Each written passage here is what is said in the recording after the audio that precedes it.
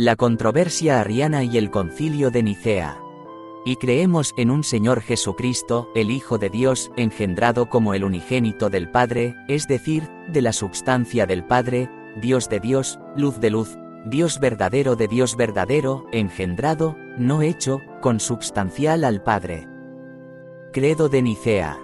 Desde sus mismos inicios la Iglesia había estado envuelta en controversias teológicas. En tiempos del apóstol Pablo fue la cuestión de la relación entre judíos y gentiles, después apareció la amenaza del gnosticismo y de otras doctrinas semejantes. En el siglo III, cuando Cipriano era obispo de Cartago, se debatió la cuestión de la restauración de los caídos. Todas estas fueron controversias importantes y a veces amargas. Pero en aquellos casos había dos factores que limitaban el fragor de las contiendas. El primero era que el único modo de ganar el debate frente a los contrincantes era la fuerza del argumento o de la fe. Cuando dos bandos diferían en cuanto a cuál de ellos interpretaba el Evangelio correctamente, no era posible acudir a las autoridades imperiales para zanjar las diferencias. El segundo factor que limitaba el alcance de las controversias es que quienes estaban envueltos en ellas siempre tenían otras preocupaciones además de la cuestión que se discutía. Pablo, al mismo tiempo que escribía contra los judaizantes, se dedicaba a la labor misionera, y siempre estaba expuesto a ser encarcelado, azotado, o quizá muerto. Tanto Cipriano como sus contrincantes sabían que la persecución que acababa de pasar no era la última, y que por encima de ambos bandos todavía estaba el imperio, que en cualquier momento podía desatar una nueva tormenta. Y lo mismo puede decirse de los cristianos que en el siglo II discutían acerca del gnosticismo. Pero con el advenimiento de la paz de la Iglesia las circunstancias cambiaron. Ya el peligro de la persecución parecía cada vez más remoto, y por tanto cuando surgía una controversia teológica quienes estaban envueltos en ella se sentían con más libertad para proseguir en el debate. Mucho más importante, sin embargo, fue el hecho de que ahora el Estado estaba interesado en que se resolvieran todos los conflictos que pudieran aparecer entre los fieles. Constantino pensaba que la Iglesia debía ser el cemento del imperio, y por tanto cualquier división en ella le parecía amenazar la unidad del imperio. Por tanto, ya desde tiempos de Constantino, según veremos en el presente capítulo, el Estado comenzó a utilizar su poder para aplastar las diferencias de opinión que surgían dentro de la Iglesia. Es muy posible que tales opiniones disidentes de veras hayan sido contrarias a la verdadera doctrina cristiana y que por tanto hayan hecho bien en desaparecer. Pero el peligro estaba en que, en lugar de permitir que se descubriera la verdad mediante el debate teológico y la autoridad de las Escrituras, muchos gobernantes trataron de simplificar este proceso sencillamente decidiendo que tal o cual partido estaba errado y ordenándole callar. El resultado fue que en muchos casos los contendientes, en lugar de tratar de convencer a sus opositores o al resto de la Iglesia, trataron de convencer al emperador. Pronto el debate teológico descendió al nivel de la intriga política, particularmente en el siglo V, según veremos en la próxima sección de esta historia. Todo esto comienza a verse en el caso de la controversia arriana que comenzó como un debate local, creció hasta convertirse en una seria disensión en la que Constantino creyó deber intervenir, y poco después dio en una serie de intrigas políticas. Pero si nos percatamos del espíritu de los tiempos, lo que ha de sorprendernos no es tanto esto como el hecho de que a través de todo ello la Iglesia supo hacer decisiones sabias, rechazando aquellas doctrinas que de un modo u otro ponían en peligro el mensaje cristiano. Los orígenes de la controversia arriana. Las raíces de la controversia arriana se remontan a tiempos muy anteriores a Constantino, pues se encuentran en el modo en que, a través de la obra de Justino, Clemente de Alejandría, Orígenes y otros, la Iglesia entendía la naturaleza de Dios. Según dijimos en nuestra primera sección, cuando los cristianos de los primeros siglos se lanzaron por el mundo a proclamar el Evangelio, se les acusaba de ateos e ignorantes. En efecto, ellos no tenían dioses que se pudieran ver o palpar como los tenían los paganos. En respuesta a tales acusaciones, algunos cristianos apelaron a aquellas personas a quienes la antigüedad consideraba sabios por excelencia, es decir, a los filósofos. Los mejores de entre los filósofos paganos habían dicho que por encima de todo el universo se encuentra un ser supremo, y algunos habían llegado hasta a decir que los dioses paganos eran hechura humana. Apelando a tales sabios, los cristianos empezaron a decir que ellos también, al igual que los filósofos de antaño, creían en un solo ser supremo, y que ese ser era Dios. Este argumento era fuertemente convincente, y no cabe duda de que contribuyó a la aceptación del cristianismo por parte de muchos intelectuales. Pero ese argumento encerraba un peligro. Era muy posible que los cristianos, en su afán por mostrar la compatibilidad entre su fe y la filosofía, llegaran a convencerse a sí mismos de que el mejor modo de concebir a Dios era, no como lo habían hecho los profetas y otros autores escriturarios, sino más bien como Platón, Plotino y otros. Puesto que estos filósofos concebían la perfección como algo inmutable, impasible y estático, muchos cristianos llegaron a la conclusión de que tal era el Dios de que hablaban las Escrituras. Naturalmente, para esto era necesario resolver el conflicto entre esa idea de Dios y la que aparece en las Escrituras, donde Dios es activo, donde Dios se duele con los que sufren y donde Dios interviene en la historia. Este conflicto entre las Escrituras y la filosofía en lo que se refiere a la doctrina de Dios se resolvió de dos modos. Uno de ellos fue la interpretación alegórica de las Escrituras.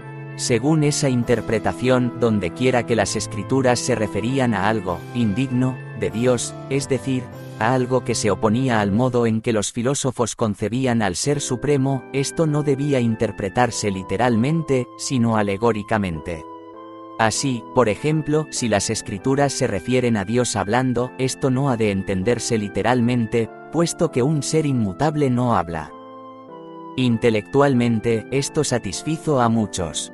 Pero emocionalmente esto dejaba mucho que desear, pues la vida de la Iglesia se basaba en la idea de que era posible tener una relación íntima con un Dios personal, y el Ser Supremo inmutable, impasible, estático y lejano de los filósofos no era en modo alguno personal. Esto dio origen al segundo modo de resolver el conflicto entre la idea de Dios de los filósofos y el testimonio de las Escrituras. Este segundo modo era la doctrina del Logos o Verbo, según la desarrollaron Justino, Clemente, Orígenes y otros. Según esta doctrina, aunque es cierto que Dios mismo, el Padre, es inmutable, impasible, etc., Dios tiene un verbo, palabra, logos o razón que sí es personal, y que se relaciona directamente con el mundo y con los seres humanos. Por esta razón, Justino dice que cuando Dios le habló a Moisés, quien habló no fue el Padre, sino el Verbo. Debido a la influencia de Orígenes y de sus discípulos, este modo de ver las cosas se había difundido por toda la Iglesia oriental, es decir, la Iglesia que hablaba griego en lugar de latín. Este fue el contexto dentro del cual se desarrolló la controversia arriana, y a la larga el resultado de esa controversia fue mostrar el error de ver las cosas de esta manera. El lector encontrará una representación gráfica del punto de partida de la mayoría de los teólogos orientales en el esquema número 1 de la página siguiente. La controversia surgió en la ciudad de Alejandría cuando Licinio gobernaba todavía en el este y Constantino en el oeste. Todo comenzó en una serie de desacuerdos teológicos entre Alejandro, obispo de Alejandría, y Arrio, uno de los presbíteros más prestigiosos y populares de la ciudad. Aunque los puntos que se debatían eran diversos y sutiles, toda la controversia puede resumirse a la cuestión de si el Verbo era coeterno con el Padre o no. La frase principal que se debatía era si, como decía Arrio, hubo cuando el Verbo no existía. Alejandro sostenía que el Verbo había existido siempre junto al Padre. Arrio arguía lo contrario. Aunque esto pueda parecernos pueril, lo que estaba en juego era la divinidad del Verbo. Arrio decía que el Verbo no era Dios, sino que era la primera de todas las criaturas. Nótese que lo que Arrio decía no era que el Verbo no hubiera preexistido antes del nacimiento de Jesús. En esa preexistencia todos estaban de acuerdo. Lo que Arrio decía era que el Verbo, aún antes de toda la creación, había sido creado por Dios. Alejandro decía que el Verbo, por ser divino, no era una criatura, sino que había existido siempre con Dios. Dicho de otro modo, si se tratara de trazar una línea divisoria entre Dios y las criaturas, Arrio trazaría la línea entre Dios y el Verbo, colocando así al Verbo como la primera de las criaturas, esquema 2, mientras que Alejandro trazaría la línea de tal modo que el Verbo quedara junto a Dios, en distinción de las criaturas, esquema 3. Cada uno de los dos partidos tenía, además de ciertos textos bíblicos favoritos, razones lógicas por las que le parecía que la posición de su contrincante era insostenible. Arrio, por una parte, decía que lo que Alejandro proponía era en fin de cuentas abandonar el monoteísmo cristiano, pues según el esquema de Alejandro había dos que eran Dios y por tanto dos dioses. Alejandro respondía que la posición de Arrio negaba la divinidad del Verbo y por tanto de Jesucristo. Además, puesto que la Iglesia desde los inicios había adorado a Jesucristo, si aceptáramos la propuesta arriana tendríamos, o bien que dejar de adorar a Jesucristo, o bien que adorar a una criatura. Ambas alternativas eran inaceptables y por tanto Arrio debía estar equivocado. El conflicto salió a la luz pública cuando Alejandro, apelando a su responsabilidad y autoridad episcopal, condenó las doctrinas de Arrio y le depuso de sus cargos en la Iglesia de Alejandría. Arrio no aceptó este veredicto, sino que apeló a la vez a las masas y a varios obispos prominentes que habían sido sus condiscípulos en Antioquía. Pronto hubo protestas populares en Alejandría, donde las gentes marchaban por las calles cantando los refranes teológicos de Arrio. Además, los obispos a quienes Arrio había escrito respondieron declarando que Arrio tenía razón y que era Alejandro quien estaba enseñando doctrinas falsas. Luego, el debate local en Alejandría amenazaba volverse un cisma general que podría llegar a dividir a toda la Iglesia oriental. En esto estaban las cosas cuando Constantino, que acababa de derrotar a Licinio, decidió tomar cartas en el asunto.